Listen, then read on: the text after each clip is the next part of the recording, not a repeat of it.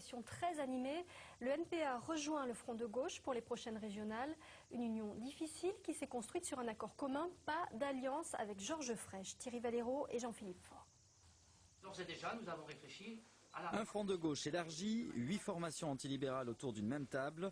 Le NPA d'Olivier Besancenot a donc choisi l'union avec René Revol du Parti de gauche et François Liberty du Parti communiste. À partir du moment où on considère que Frêche n'est pas un homme politique de gauche, et tout le monde partageait ça, mais il fallait en tirer une conséquence claire.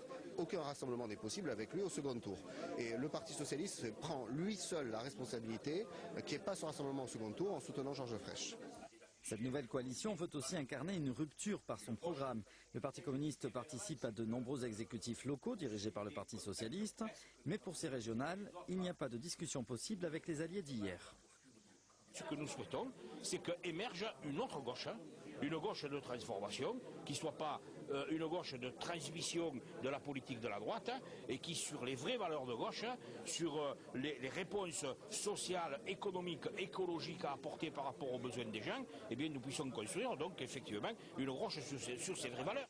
Et pour l'emporter, cette alliance mise sur son programme antilibéral, mais aussi sur les anti-Frêche du Parti socialiste.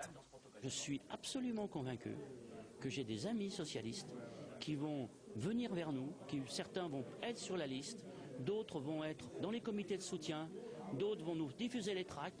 Pas plus tard que tout à l'heure, j'ai vu un socialiste célèbre de la Paillade qui fait toutes les campagnes socialistes sur la Paillade et qui m'a dit « René, les 14 000 portes de la Paillade, je les ai déjà faites, je suis prêt pour la campagne ».